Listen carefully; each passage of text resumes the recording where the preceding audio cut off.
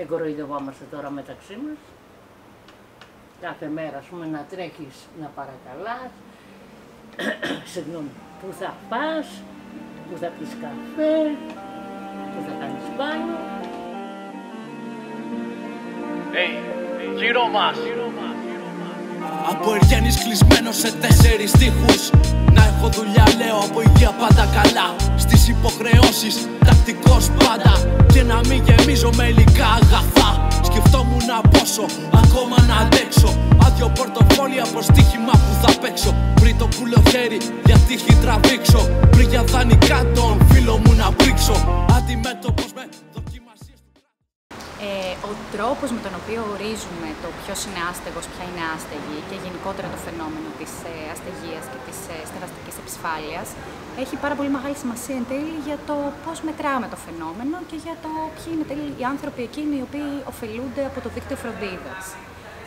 Ακριβώς επειδή υπήρχε μια πάρα πολύ μεγάλη πληθώρα ορισμών στην βιβλιογραφία αλλά και στην εμπειρική έρευνα και μεταξύ των οργανισμών που ασχολούνται με το φαινόμενο, αλλά και επειδή πλέον το φαινόμενο τις τελευταίες δεκαετίες πήρε πολύ μεγάλες διαστάσεις που αφορούσαν όλο και διευρυνόμενα τμήματα του ευρωπαϊκού πληθυσμού, με πολλαπλές διαστάσεις όπως θα δούμε στη συνέχεια, το 2005 η ΦΕΑΝΤΣΑ, η Ευρωπαϊκή Συνομοσπονδία Εθνικών Οργανώσεων που δουλεύουν με τους αστέγους, δημιούργησε την τυπολογία έθους. Η τυπολογία έθος είναι μια ευρωπαϊκή τυπολογία για τους αστέγους και το στεγαστικό αποκλεισμό, η οποία στην πραγματικότητα αυτό που προσπάθησε να κάνει ήταν να δημιουργήσει μια κοινή βάση αναφοράς πάνω στην οποία όλα τα κράτη-μέλη της Ευρωπαϊκής Ένωσης θα μπορούσαν να μετρούν με τον ίδιο τρόπο το φαινόμενο και άρα αντίστοιχα να χαράζουν και πολιτικές και επίσης να αποτυπώσει πλέον τις διαφορετικές διαστάσεις του φαινομένου. Στο δημόσιο λόγο και συνήθως και εμείς να σκεφτόμαστε το φαινόμενο της αστεγίας, αυτό που πρώτο έρχεται στο μυαλό μας είναι αυτή έτσι λίγο στερεοτυπική εικόνα του άντρε συνήθως κιόλας, ανθρώπου που μένει στο δρόμο ή σε κάποιο άλλο έτσι δημόσιο χώρο εκτεθειμένος κτλ. Ωστόσο, αυτό που μας δείχνει η τυπολογία έθος είναι ότι το φαινόμενο της στεγαστικής επισφάλειας δεν είναι μόνο αυτό. Και ο αποκλεισμός από τη στέγη δεν συνιστά μόνο έτσι την πιο ακραία του μορφή, που είναι ακριβώς κάποιος ο οποίος μένει στο δρόμο. Η τυπολογία έθος στην πραγματικότητα αναγνωρίζει 3 διαστάσεις στην έννοια του σπιτιού. Μία έτσι πιο υλική διάσταση, μία νομική διάσταση και μία διάσταση κοινωνική, η οποία έχει να κάνει ακριβώς με την δυνατότητα που προσφέρει το σπίτι όσον αφορά τις κοινωνικές συνομιστροφές και τον ιδιωτικό χώρο. Ακριβώς βάσει των ελλείψεων αυτών των διαστάσεων, η τυπολογία έθος διακρίνει 4 βασικές μορφές στεγαστικής επισφάλειας και στεγαστικού αποκλεισμού, οι οποίες στη συνέχεια διακρίνονται και σε 13 υποκατηγορίες. Η πρώτη κατηγορία αφορά ακριβώς αυτή την πιο εμφανή μορφή και πιο ορατή μορφή της αστεγίας, αυτή που συνήθως έτσι χρησιμοποιούμε και εμείς όταν σκεφτόμαστε το φαινόμενο. Αφορά ανθρώπους οι οποίοι μένουν στο δρόμο είτε σε άλλους δημόσιους χώρους, χωρίς προφανώς το μέρος στο οποίο κατοικούν να μπορεί να θεωρηθεί έτσι κατοικία ή κατάλημα ή προφανώς σε καμία περίπτωση σπίτι.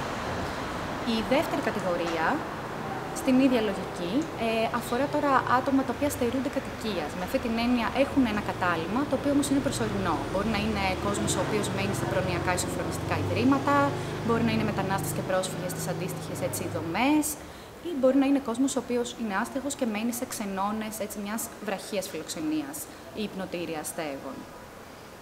Η τρίτη και η τέταρτη κατηγορία τώρα είναι αυτές που έρχονται ακριβώς έτσι να διευρύνουν τον ορισμό και να μας δείξουν τις πιο αφανείς μορφές της αστεγίας και της στεγαστικής επισφάλειας. Η τρίτη κατηγορία αφορά ακριβώς άτομα τα οποία διαμένουν σε επισφαλείς συνθήκες στέγασης. Με αυτή την έννοια εννοείται κόσμος ο οποίος μπορεί παραδείγματος χάρη να είναι υπό την απειλή έξωσης, να του έχουν κατάσχει το σπίτι, οπότε ανά πάσα στιγμή να βρεθεί στο δρόμο και επίσης να μην έχει εκείνη τη στιγμή την νομική κυριότητα του σπιτιού, επομένως στερείται σίγουρα μίας από τις διαστάσεις που αναφέραμε πριν, αυτή τη νομική διάσταση του σπιτιού, ή μπορεί να είναι θύματα ενδοοικογενειακής βίας. Η τελευταία κατηγορία έρχεται να διευρύνει ακόμη πιο πολύ αυτή την έννοια του στεγαστικού αποκλεισμού, γιατί αναφέρεται στις περιπτώσεις εκείνες όπου κάποιοι ζουν σε ακατάλληλα ή ανεπαρκή καταλύματα. Μπορεί δηλαδή να πρόκειται για αυτοκίνητα, για τροχόσπιτα, για παράγκες ή μπορεί να πρόκειται και για σπίτια με την έτσι πιο στενή έννοια του όρου, τα οποία όμως στερούνται βασικών πραγμάτων που τα καθιστά σπίτια. Μπορεί να μην έχουν θέρμανση, μπορεί να μην έχουν νερό, ηλεκτρικό, ή μπορεί να πρόκειται για σπίτια με τρομακτική στενότητα χώρου. Δηλαδή, άνθρωποι που στηβάζονται, ας πούμε, σε ένα διαμέρισμα 30 τετραγωνικών, 20 και μένουν όλοι μαζί. Βλέπουμε λοιπόν ότι η τυπολογία αυτή είναι τόσο διευρυμένη που πιάνει ακριβώς και αυτές τις αφανείς όψεις αστεγίας, για τις οποίες συνήθως δεν έχουμε και ιδιαίτερα δεδομένα, γιατί ακριβώς δεν εμπίπτουν έτσι σε αυτή την κλασική έννοια που συνήθως όλοι έχουμε στο μυαλό μας όταν μιλάμε για το φαινόμενο. Ωστόσο, αξίζει να σημειωθεί ότι στην Ελλάδα ο αριθμός της αστεγίας, ο οποίος καθιερώθηκε το 2012, αργά μεν, αλλά από την άλλη ανταποκρίνεται ακριβώς και στηρίζεται σε αυτή την τυπολογία, επομένως αναγνωρίζει και τις 4 μορφές αυτές ως μορφές στεγαστικού αποκλεισμού. Είμαι ο Γιάννης, εργάζομαι με τη δημόσια υγεία της πράξης. Ασχολούμαι με τον άστεγο πληθυσμό και με τους χρήστες από το 2015. Τα προβλήματα που υπάρχουν είναι ότι ο άστεγος πληθυσμός έχει αυξηθεί τα τελευταία χρόνια και λόγω της κρίσης. Οι δομές υπάρχουν, δυστυχώς όμως δεν πάνε όλοι ή και δεν επαρκούν κιόλας. Έχει αυξηθεί ο αριθμός των άστεγων χρηστών στις πιάτσες που είναι πρόσφυγες μετανάστες, που είναι συνήθως χωρίς χαρτιά, χωρίς νομοποιητικά έγγραφα. Έχουμε επίσης το φαινόμενο ότι τις ξενώνες και τα υπνοτήρια είναι δύσκολη πρόσβαση στους ανθρώπους με ψυχιατρικά και άτομα από τη ΛΟΑΤΚΙ κοινότητα. Περισσότερο οι τα τρανς άτομα δυσκολεύονται να έχουν πρόσβαση. Η αγορά εργασίας είναι αποκλεισμένη για τους άστεγους σε πολύ μεγάλο βαθμό. Υπάρχουν προγράμματα, δεν επαρκούν όμως αυτά τα προγράμματα. Επίσης, ένα άλλο σημαντικό θέμα που πρέπει να θίξουμε είναι το εξής. Θα πρέπει να μάθει ο κόσμος, όταν βλέπει έναν άστεγο στον δρόμο, ότι θα πρέπει να γνωρίζει πού να απευθυνθεί. Όλος ο κόσμος χρησιμοποιεί το Facebook, το Twitter, τα πάντα. Ας ασχοληθεί και ο απλός πολίτης να δει πού υπάρχουν τομές, πού μπορώ να πάρω ένα τηλέφωνο να βοηθήσω τον άστεγο, τι μπορώ να κάνω εγώ σαν πολίτης. Στην τελική όλοι είμαστε δυνάμει άστεγοι. Γεια σου Ελλάδα με μέλλον τους θανάτους. Χρόνια αργότερα να μην νιώθω καλά. Η κούραση να με ρίχνει απότομα στα χαμηλά. Έκανα 2 δουλειές για να έχω λίγα λεφτά. Μα πάλι ψυγείο άδειο δεν φτάναν τα δάνεικα. Ασχολούμαι με το άστεγο πληθυσμό και αισθάνομαι ματέωση, διότι στον πληθυσμό αυτό είναι 2 ξεχωριστές κατηγορίες. Είναι οι άνθρωποι οι οποίοι ζουν στον δρόμο και τους βλέπουμε, και μετά είναι οι άλλοι άνθρωποι οι οποίοι συναντάω και είμαι σε επαφή που δεν ζουν στον δρόμο.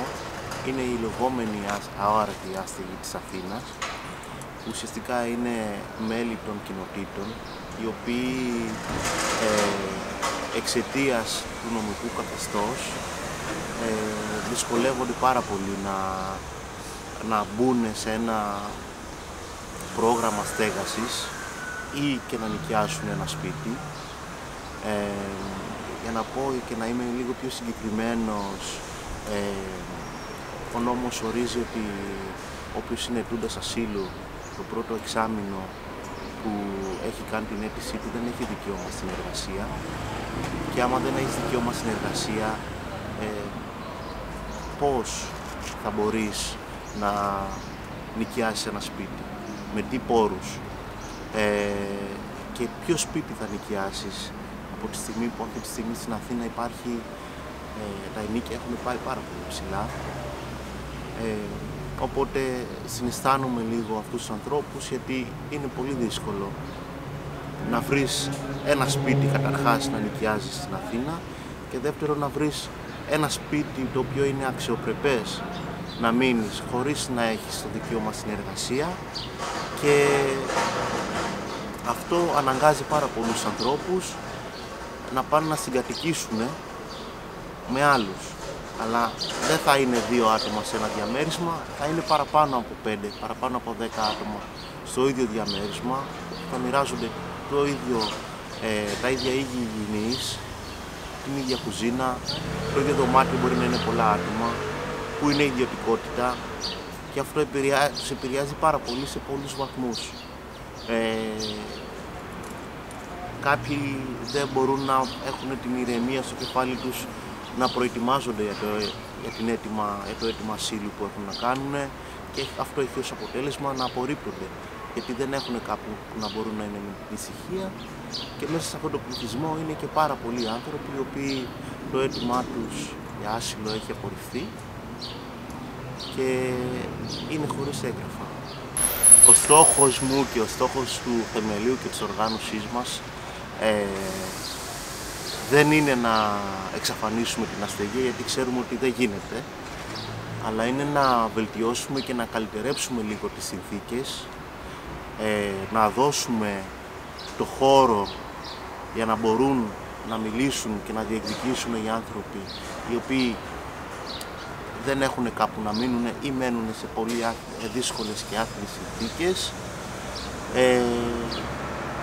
να τους στηρίζουμε με τον τρόπο που μπορούμε εμείς και να είμαστε και εμείς οι φωνές από πίσω που θα δυναμώσουν τις δικούς τους φωνές για να ακουστούν και να φέρουμε λίγο την αλλαγή που θέλουν οι ίδιοι.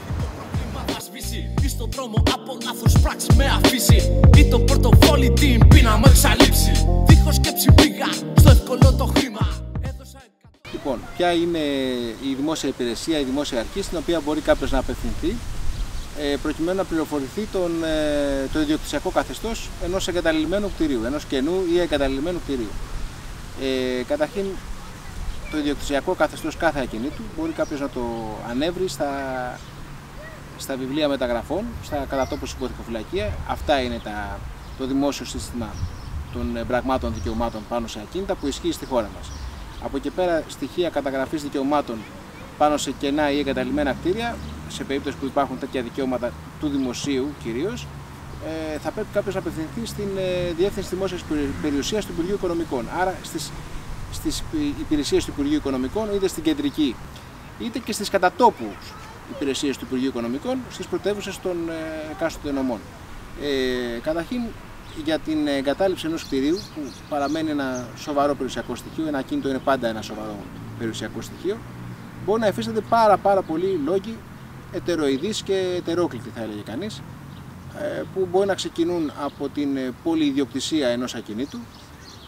Μπορούμε να δούμε για ακίνητα που έχουν κληρονομηθεί σε περισσότερες μάλιστα γενιές, από πολλούς κληρονόμους, όπου οι πολλοί κληρονόμοι αφήνουν με τη σειρά τους ακόμα περισσότερους κληρονόμους και μπορούμε να φτάσουμε σε δεκάδες κληρονόμους, οπότε η διοίκηση ενός τέτοιου ακινήτου και η εκμετάλλευσή του και η τακτοποίηση τίτλων πάνω σε ένα τέτοιο ακίνητο, ώστε κάποιος να το θεωρήσει δικό του και με όρους εύλογους οικονομικά να προχωρήσει σε επένδυση πάνω σε αυτό, μπορεί να είναι πάρα πολύ δύσκολη και πολυέξοδη υπόθεση.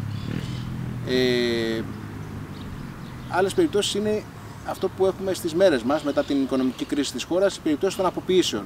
Συνηθέστατο φαινόμενο, λόγω χρεών του κληρονομουμένου, οι κληρονόμοι να έρχονται να αποποιούνται την κληρονομιά, να μην θέλουν να εμπλακούν στην νομή, στην αξιοποίηση, στην εκμετάλλευση ενός ακινήτου. Εξίσου πάρα πολύ σοβαρός λόγος για την εγκατάλειψη ενός ακινήτου είναι και αυτός. Άλλοι λόγοι που μπορούν να προκύψουν είναι ο μαρασμός, ο οικονομικός μαρασμός μιας ευρύτερης περιοχής. Το είχαμε κατεξοχήν μέσα στα χρόνια της κρίσεως, όπου είδαμε μεγάλες περιοχές του κέντρου των Αθηνών ιδίως. Είχαμε δει, ας πούμε, την αρχή της οδού Σταδίου ή ακόμα στενά μέσα στον αστικό ιστό της πόλης των Αθηνών, κοντά στην πλατεία Ομονίας. Περιοχές όπου πραγματικά υπήρχε εγκατάλειψη των παλαιότερων χρήσεων, ιδίως γραφειακών χώρων, οι οποίοι αξιοποιήθηκαν, αναδείχθηκαν τη δεκαετία του 60-70 κυρίως και στις μέρες μας έφτασαν να είναι γραφεία, χώροι χωρίς αξιοποίηση, οι οποίοι εγκαταλείφθηκαν. Ακόμη και παλιά κτίρια υπηρεσιών, δημοσίων υπηρεσιών εγκαταλείφθηκαν και καταλήφθηκαν ακόμα και από μετανάστες οικονομικούς. Είχαμε περίπτωση συγκεκριμένη στο παλιό εφετείο Αθηνών στην οδό Σωκράτους.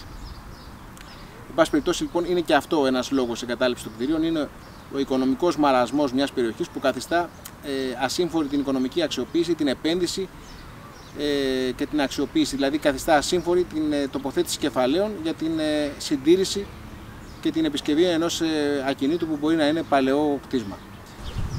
Ποιο είναι το νομοθετικό πλαίσιο που διέπει τέτοιου είδους κτίρια και τι συμβαίνει, ποια είναι η τύχη τους κατά τον νόμο και τι συμβαίνει και τι πρέπει να συμβεί σε τέτοιου είδους κτίρια. Καταρχήν πρέπει να δούμε, να διαχωρίσουμε τα κτίρια που δεν έχουν χρήση και αξιοποίηση στα κενά και στα εγκαταλελειμμένα. Είναι βασική διάκριση, διότι τα κενά δεν έχουν χρήση, δεν αξιοποιούνται. Δεν σημαίνει όμως αυτό ότι ο ιδιοκτήτης τους έχει παραιτηθεί της κυριότητας αυτών, διότι ο ιδιοκτήτης πολύ απλά μπορεί να παραμελεί την αξιοποίηση ή τη συντήρηση ή την επισκευή τους. Άρα λοιπόν δεν έχει στην περίπτωση αυτή το βουλητικό στοιχείο της εγκατάλειψης του ακινήτου, της παραίτησής του δηλαδή από τα ιδιοκτησιακά δικαιώματα επί του ακινήτου. Στην περίπτωση λοιπόν που δεν υπάρχει αυτό το βουλητικό στοιχείο της εγκατάλειψης, της παραίτησης από την ιδιοκτησία του ακινήτου, μιλάμε για κενό κτίριο. Μπορεί να υπάρχει όμως και εγκαταλελειμμένο κτίριο, όπου εδώ θα πρέπει να δούμε την περίπτωση όπου ο ιδιοκτήτης δεν θέλει να έχει ιδιοκτησιακή σχέση με το ακίνητό του. Οπότε εδώ μιλάμε για κατά κυριολεξία εγκαταλελειμμένο ακίνητο.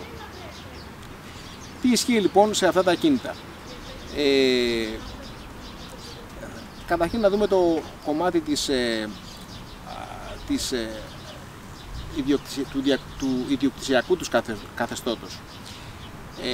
Αν αυτά δηλαδή εξακολουθούν να ανήκουν σε ιδιώτες ή περιέρχονται με κάποιον και με ποιον τρόπο στο δημόσιο ή σε κάποιο άλλο νομικό πρόσωπο δημοσίου δικαίου.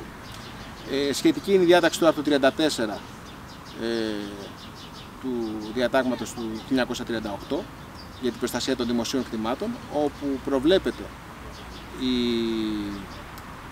η σύνταξη πρωτοκόλλου κατάληψης από τα όργανα του δημοσίου σε εγκαταλειμμένο ακίνητο και η περιέλευση του ακινήτου αυτού κατά δικαίωμα ιδιοκτησίας στο δημόσιο, αν ο ιδιώτης, ο οποίος είχε το ιδιοκτησιακό δικαίωμα πάνω στο ακίνητο, δεν ασκήσει το δικαίωμά του με οποιονδήποτε από τους τρόπους που προβλέπει το σχετικό άρθρο εντός διαστήματος 10 ετών. Αν λοιπόν συνταχθεί πρωτόκολλο κατάληψης εγκαταλειμμένου ακινήτου από τα όργανα του δημοσίου, είναι πάλι οι ίδιες υπηρεσίες του Υπουργείου Οικονομικών, της Διεύθυνσης Δημόσιας Περιουσίας του Υπουργείου Οικονομικών. Αν αυτές οι υπηρεσίες συντάξουν πρωτόκολλο κατάληψης και ο ιδιοκτήτης του ακινήτου αδρανήσει επί σειρά 10 ετών, τότε το δημόσιο, όντας ήδη μετά την κατάληψη του διοικητής της αλότριας ιδιοκτησίας, μετά την παρέλευση της δεκαετίας καθίσταται πλέον και οριστικά κύριος. Το πρωτόκολλο κατάληψης είναι τίτλος που μεταγράφεται στο υποθηκοφυλακείο και μετά την παρέλευση των 10 ετών η ιδιοκτησία αυτή πλέον ανήκει στο ελληνικό δημόσιο. Επίσης, πρέπει να δούμε τις περιπτώσεις κτηρίων που έχουν εγκαταλειφθεί ως προς την αξιοποίησή τους και αν υπάρχουν ρυθμιστικές παρεμβάσεις, δυνατότητα ρυθμιστικών παρεμβάσεων από το δημόσιο ή τους φορούς της τοπικής αυτοδιοίκησης, τους δήμους και άλλες δημόσιες αρχές. Σε αυτές τις περιπτώσεις πράγματι υπάρχει ρυθμιστικό πλαίσιο παρέμβασης. Η παρέμβαση συνίσταται στο ότι το δημόσιο σε κτίρια που είναι κενά ή εγκαταλειμμένα, που έτσι προσβάλλουν το πολιτιστικό, πολεοδομικό ή φυσικό περιβάλλον, όπως λέει ο νόμος, ή παριστούν κίνδυνο για τη δημόσια υγεία ή δυνητικό κίνδυνο για την ζωή ή ακεραιότητα των λοιπόν κατοίκων της πόλεως. Σε αυτές τις περιπτώσεις το δημόσιο λοιπόν ή ο οικείος ΟΤΑ έχουν εξουσία παρεμβάσεως, εξουσία δηλαδή να εισέλθουν στο ακίνητο, να το επισκευάσουν, να άρουν την προσβολή που δημιουργεί το ακίνητο στο περιβάλλον της πόλεως και στην περίπτωση αυτή να καταλογίσουν τα έξοδα της επισκευής του ακινήτου στον ιδιοκτήτη του. Υπάρχει περίπτωση, στην περίπτωση αυτή, τα έξοδα που δικαιούται να καταλογίσει στον ιδιοκτήτη το δημόσιο ή ο φορέας τοπικής αυτοδιοίκησης, κατά ένα μέρος να τα αναλάβει το δημόσιο, και αυτό έχει να κάνει με το αν ο ιδιοκτήτης του ακινήτου θεωρηθεί οικονομικά αδύναμος, δηλαδή δεν έχει τις οικονομικές δυνάμεις να αναλάβει τέτοια έξοδα, που μπορεί να είναι και πολύ μεγάλα, σε συνάρτηση και με την έκταση της παρεμβάσεως που απαιτείται για την επισκευή του κτηρίου. ποια είναι η προσωπική μου πρόταση, πώς θα μπορούσε το όλο νομοθετικό πλαίσιο να διαμορφωθεί επί τα βελτίο με στόχο και την εξυπηρέτηση ακόμα και κοινωνικών πολιτικών. Άποψή μου είναι ότι το όλο αυτό νομοθετικό πλαίσιο, καταρχήν θα έλεγε κανείς ότι αργεί, με την έννοια ότι δεν έχει αξιοποιηθεί παρά σε ελάχιστα τμήματά του και σε σποραδικές και μόνο περιπτώσεις από τη διοίκηση, και έτσι δεν έχουμε και αντίστοιχη εφαρμογή του πλαισίου από τα δικαστήρια. Νομίζω ότι καταρχήν θα πρέπει σε τεχνικό επίπεδο να υπάρξει αποσαφήνιση με όλους τους όρους που απαιτείται, τεχνικούς, πολεοδομικούς, οικονομικούς, των σχετικών παρεμβάσεων του δημοσίου σε τέτοια ακίνητα, και κατά δεύτερο λόγο θα πρέπει να δοθεί και πολύ πιο συγκεκριμένο περιεχόμενο στον τρόπο και στους σκοπούς που θα πρέπει να εξυπηρετεί η παρέμβαση του δημοσίου σε τέτοια ακίνητα. Και βεβαίως ένας από τους βασικούς σκοπούς που θα πρέπει να υπηρετεί είναι και η εξυπηρέτηση κοινωνικών πολιτικών και η κάλυψη στεγαστικών αναγκών ανθρώπων που στερούνται της στέγης. Είναι πραγματικά, θα έλεγε κανείς, ότι αντιβαίνει ακόμα και σε συνταγματικές διατάξεις να βλέπουμε κτίρια που χειρεύουν, που αργούν, που δεν έχουν καμία χρήση αξιοποίηση, και την ίδια ώρα άνθρωποι που θα ήθελαν ενδεχομένως να στερούνται του δικαιώματος, θεμελιώδους δικαιώματος, κοινωνικού δικαιώματος της στέγης. Ακόμα λοιπόν και από αυτή τη νομική οπτική του ζητήματος, νομίζω ότι επιβάλλεται να ληφθεί υπόψη ο παράγων καταπολέμησης της αστεγίας, και θα πρέπει αυτός οπωσδήποτε να είναι ένας από τους βασικούς νομοθετικούς σκοπούς στην προώθηση τέτοιων παρεμβάσεων του Δήμου, των εκάστοτε Δήμων ή του ελληνικού δημοσίου. Χάνω και τις δυο δουλειές, τρέμω παντοδύναμα από το πολύ στρες. Χρόνος μετά με διώξαν από το διαμέρισμα. Κατάλαβα, έκανα στον εαυτό μου έγκλημα, πως με μία πράξη όλα τα γκρέμισα. Και στο πεζοδρόμιο τώρα ξέμεινα. Φίλοι και γνωστοί στην απέξω μου βάλανε. Λοιπόν, πιστεύω ότι όλο το θέμα ξεκινάει από τα προγράμματα τα οποία δεν είναι σωστά από την αρχή. Δηλαδή, είμαι άστεγη, μένω σε ένα ξενώνα, έτσι, και με βγάζουν, πρέπει να φύγεις από τον ξενώνα, να πας σε ένα πρόγραμμα στέγασης, το οποίο όμως σου λένε 18 μήνες και άμα πάρεις παράταση, βρες δουλειά, πώς θα βρεις δουλειά, είμαι σε μια μεγάλη ηλικία, ωραία αυτό. Δεν θα έπρεπε από την αρχή να σου πούνε, Μαρία, σου δίνουμε 2 χρόνια σπίτι, αλλά ταυτόχρονα σου δίνουμε και 2 χρόνια δουλειά στο Δήμο Οδοκαθαρίστρια που δουλεύεις. Δηλαδή να μπορέσω, πληρώνοντας εσύ ας πούμε το νίκη, να μου το πληρώνεις από το πρόγραμμα, να μπορέσω και εγώ να μαζέψω κάποια λεφτά από τη δουλειά μου, να ξέρω τι θα κάνουμε. Ωραία, πέρασε το πρόγραμμα. Όσο μπορούσα εγώ να βρω δουλειά βρήκα και είμαι πάλι άστεγη. Τι είχε ζήσει, τι είχα πάντα. Ξανά ετοιμάζομαι τώρα να πάω στο υπνοτήριο. Όχι σε ξενώνα, σε υπνοτήριο, έτσι. Τι συναίσθημα να έχω εγώ, της απογοήτευσης. Είμαι και σε μια ηλικία τώρα που είμαι 66,5, οι ιδιώτες δεν με παίρνουνε. Ευτυχώς βγήκαν κάτι προκηρύξεις τώρα που είναι μέχρι 67 και κατά περίπτωση ατόμου λέει μέχρι 70. Αν κάτσει και με πάρουν, γιατί δεν έχω ανήλικα παιδιά, δεν έχω αμαία, γονείς, δεν είμαι πολυτεκνή οικογένεια, δεν έχω αδέρφια, δεν ξέρω τι θα γίνει. Δεν έχω δουλειά, δεν έχω κατοικία, δεν έχω δουλειά, δεν έχω να ζήσω. Τι, παίρνω μόνο 89 ευρώ το μήνα από εκεί. Ωραία, αυτά. Ζήσε εσύ με αυτά. Και τι να κάνω εγώ τώρα, για πες μου. Άρα λοιπόν ξεκινάει, η αρχή για μένα του προβλήματος είναι ότι ωραία, θες να βοηθήσεις, βγάλει ένα πρόγραμμα σωστό όμως, σωστό. Δηλαδή δεν μπορεί να τελείωσε το 18 μήνο εμένα με τον Αύγουστο. Έχω ένα υπόλοιπο από το budget που είχαμε για τα ΔΕΚΟ, 350 ευρώ. Και μου λένε όχι, το Σεπτέμβριο θα τα πληρώσω από την τσέπη σου. Βρε παιδιά, Ιούλιο-Αύγουστο δεν είχα λογαριασμούς, ήρθαν το Σεπτέμβριο και εγώ δεν έχω λεφτά. Και έχω ένα υπόλοιπο 350, τα οποία είναι χρεωμένα στο όνομά μου. Πού είναι αυτά τα λεπτά?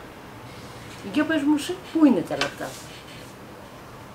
Και είμαι τώρα φυσωμένη εγώ και με λογαριασμούς και δεν ξέρω τι θα κάνω. Τίποτα, θα σηκώσω τα χέρια ψηλά και θα τους πάω ένα χαρτί και στη ΔΕΗ και δεν ξέρω εγώ πού και θα τους πω, παιδιά, εγώ είμαι άστεγη, είμαι άνεργη, μένω σε υπνοτήριο αστέγων, αυτά είναι τα χαρτιά μου, βεβαιώστε ότι είναι γνήσια και αληθινά και δεν μπορώ να κάνω τίποτα. Ωραία, περνάει και αυτό το στάδιο και μετά τι θα κάνω.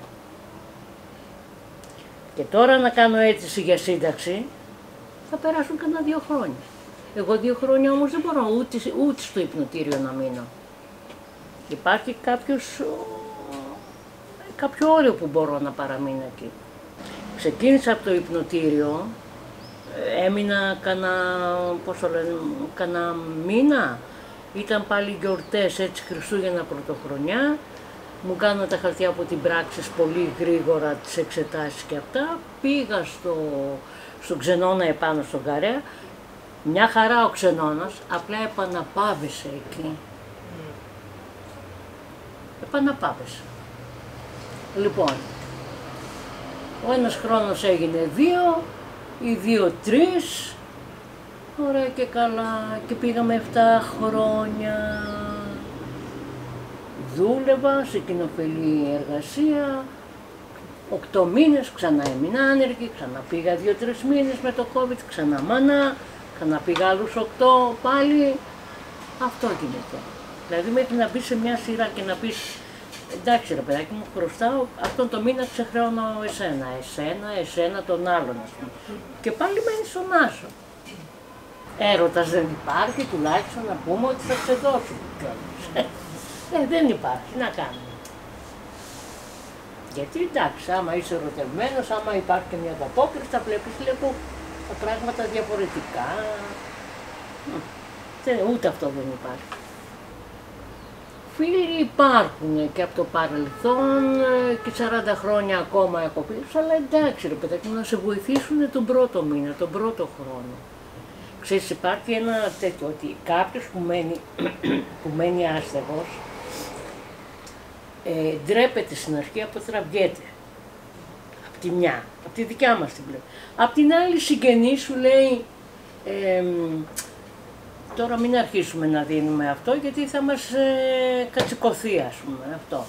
Και απ' την άλλη δεν ξέρω, και εγώ δεν είμαι έτοιμη να δεχτώ κάποια πράγματα και οι Έλληνες δεν εκφράζονται σωστά. Δηλαδή, όταν σε παίρνει ο άλλος που έχει να σε πάρει 7 μήνες, που δεν ξέρει αν ζεις, πώς ζεις, και σου λέει «Α, έλα τα Χριστούγεννα στο σπίτι να πάμε μαζί να αισθανθείς και εσύ σαν οικογένεια». Όχι, δεν θέλω. Δεν θέλω, είναι άσχημο αυτό. Δηλαδή τον άλλο χρόνο τι κάνω. Και τι θες εσύ να μου το παίξεις καλός χριστιανός, παίχτω. Αλλά δεν είναι έτσι τα πράγματα, γιατί και οι κουβέντες που λένε πληγώνουν. Εκτός κι αν είσαι τίποτα γαϊούρι, λαμόγιο και πας και πεις «Α, εντάξει, και παιδιά δεν έχει συγκοινωνία, να κοιμηθώ σήμερα εδώ, να κάνω και το μπάνιο μου, δώσ' μου και κανένα δεκάρικο γιατί δεν έχω για τσιγάρα, δεν καπνίζω κιόλας, Πανάθεμά μου». Έτσι, υπάρχουν αυτό. Από τη δικιά μας την πλευρά όσοι σέβονται, σέβονται, από την άλλη συγγενείς την κάνουν λίγο λαμόγιο.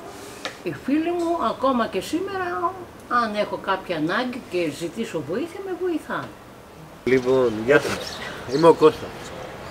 Για όσους με ξέρετε και για όσους δεν με ξέρετε, ήμουν παλιός άστεγος και παλιός χρήστης. Είχα την ατυχία να βγω στον δρόμο και να περάσω πάρα πολύ δύσκολα. Εντάξει, για τη χρήση δεν συζητάμε, εύχομαι να μην μπλέξει ποτέ κανένας. Ο δρόμος είναι ένα δύσκολο κομμάτι και ένα σχολείο θα έλεγα εγώ. Μαθαίνεις πάρα πολλά, έχει πολλούς κινδύνους και είναι μια φάση πολύ δύσκολη που εύχομαι να μην βρεθεί ποτέ κανένας σε αυτή τη μεριά. Τώρα, μετά από όλα αυτά, κατάφερα και ξαναπάτησα στα πόδια μου μετά από διάφορους εθελοντισμούς που έκανα και συνεχίζω και κάνω. Αυτή τη στιγμή δηλαδή είμαι εκτός από το Ήθακα που είμαι στην ομάδα δυναμικά και σταθερά και ευχαριστώ πάρα πολύ. Είμαι σε μια κοινωνική κουζίνα στον Πειραιά κάθε Κυριακή που μαγειρεύουμε για άστεγο πληθυσμό και μη άστεγο. Βέβαια να μου πεις δεν ξέρεις αν είναι άστεγος ή όχι. Δυστυχώς εγώ μετά από τόσα χρόνια ναι, γνωρίζω ποιοι είναι άστεγοι και ποιοι δεν είναι. Αυτό που έχω να πω εγώ από την πλευρά μου είναι ότι καλό θα είναι η κοινωνία όταν βλέπει έναν άστεγο να μην τον φοβάται. Να τον πλησιάζει, έστω από απόσταση, αλλά να τον πλησιάζει. Γιατί όλοι οι άστεγοι και όπως και όλοι οι χρήστες δεν είναι όλοι το ίδιο. Γεια σας, εγώ είμαι ο Τάσος Ερκούσκος, είμαι εργαζόμενος στην Ήθακα. Παρατηρούμε μέσα από το πρόγραμμα Θεμέλιο Συμμετοχής για την Αστεγία ότι υπάρχει μεγάλο ζήτημα σχετικά με τον πληθυσμό των αστέγων και των ανθρώπων που βιώνουν τη φτώχεια στο σύνολο, στο κέντρο της Αθήνας. Ωστόσο παρατηρούμε μία έλλειψη από κρατικές δομές να μπορέσουν να καταγράψουν αυτούς τους αριθμούς, να καταγράψουν τις ανάγκες τους, ώστε να μπορούμε αποτελεσματικά όλοι, φορείς, οργανώσεις και η κοινωνία των πολιτών μέσα από τον εθελοντισμό, να βοηθήσουμε έμπρακτα αυτούς τους ανθρώπους.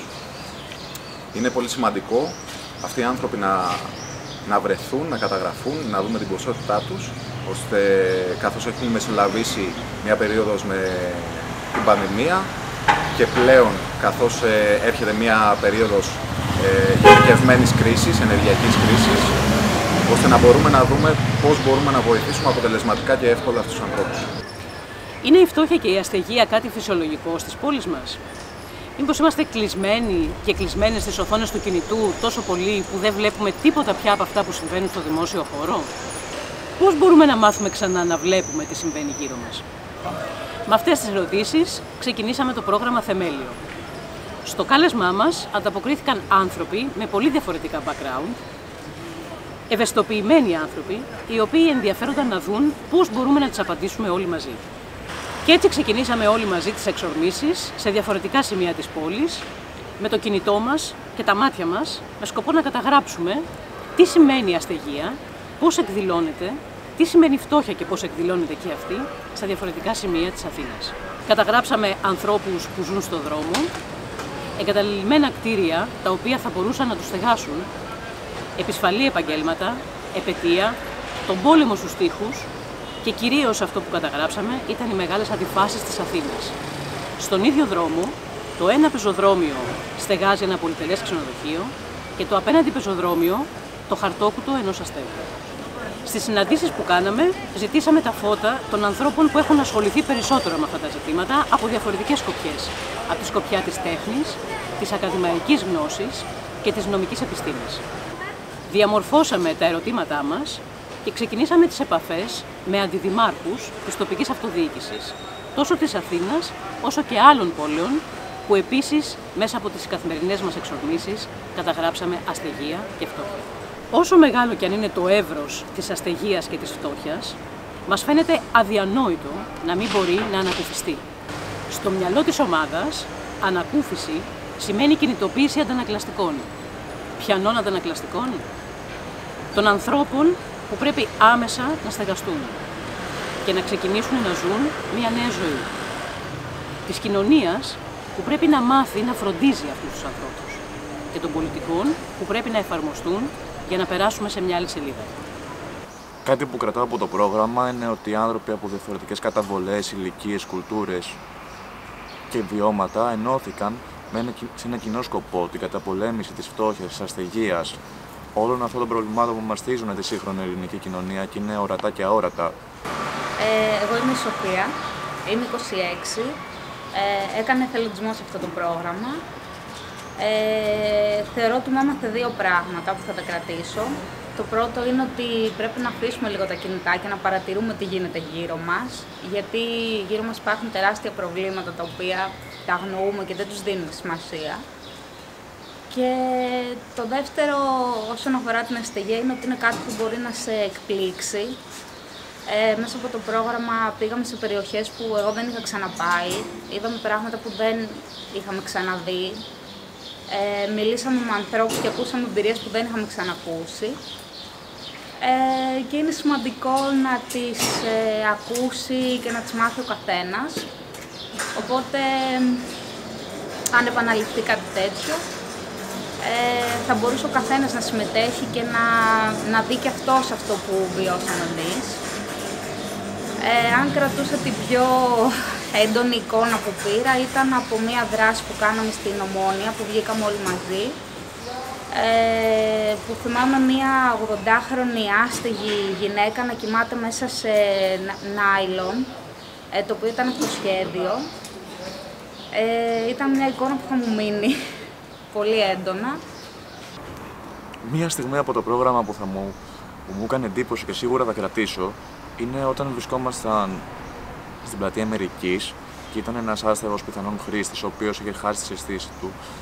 Πώς δηλαδή πήγαμε όλοι κατευθείαν να τον βοηθήσουμε, ο καθένας ανέλαβε δράση, να πάρουμε το ΕΚΑΒ, να του πάρουμε νερό και είδαμε όλη αυτή την αλληλεγγύη, όλο αυτό που ψάχναμε σαν ομάδα να συμβαίνει και στην πράξη τελείως φυσικά και αυθόρμητα. Η αστεγία και η φτώχεια δυστυχώς είναι σε μεγάλη ανάπτυξη. Αυτή την εποχή έχουμε τους φανερούς άστεγους, οι οποίοι είναι οι άνθρωποι αυτοί, οι οποίοι δεν έχουν που να μείνουν και μένουν στον δρόμο και στα παγκάκια. Υπάρχει η κρυφή αστεγία, αυτοί οι οποίοι είναι οι άνθρωποι που δεν έχουν να πληρώσουν ηλεκτρικό, νερό, θέρμανση, δεν έχουν να πάρουν τρόφιμα και δεν μπορούν να ζήσουν τις οικογένειές τους. Επίσης υπάρχουν πάρα πολλά εγκαταλελειμμένα κτίρια, όπως επίσης υπάρχουν και πολλά κλειστά μαγαζιά, τα οποία είναι απόρρια της κρίσης η οποία υπάρχει σήμερα στην κοινωνία μας. Ο στόχος μας είναι να βγάλουμε αυτά τα προβλήματα προς τα έξω, να να ευαισθητοποιήσουμε την κοινωνία για το τι προβλήματα υπάρχουν και επίσης όσο μπορεί ο κάθε ένας να μπορεί να συμμετέχει ούτως ώστε αυτοί οι άνθρωποι να μπορέσουν να έχουν μια βοήθεια. Είμαι η Κατερίνα, είμαι ψυχολόγος και έχω ασχοληθεί αρκετά χρόνια με άτομα που ζουν στον δρόμο και με χρήστες ουσιών. Και αυτό που νομίζω ότι είναι εμφανές και από τις υπόλοιπες συνεντεύξεις είναι ότι πολλοί άνθρωποι θέλουν να πιστεύουν ότι οι άστεγοι είναι κάποιοι άνθρωποι πολύ διαφορετικοί από εμάς, που έχουν κάνει κάποιες πολύ κακές επιλογές, ενώ στην πραγματικότητα είναι άνθρωποι ακριβώς σαν και εμάς, που απλά χρειάζονται κάποιες ευκαιρίες ουσιαστικές και όχι αποσπασματικά προγράμματα για να μπορέσουν να ξαναφτιάξουν τη ζωή τους, να έχουν κάποιες πραγματικές ευκαιρίες σε εργασία, σε εκπαίδευση, σε στέγαση. Γιατί στην πραγματικότητα θα μπορούσε να είναι οποιοδήποτε από εμάς.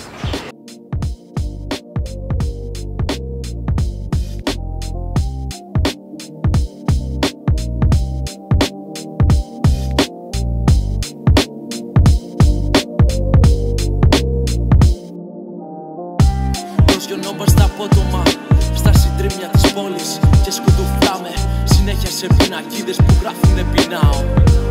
Γράφουνε πεινάω. Γύρω μας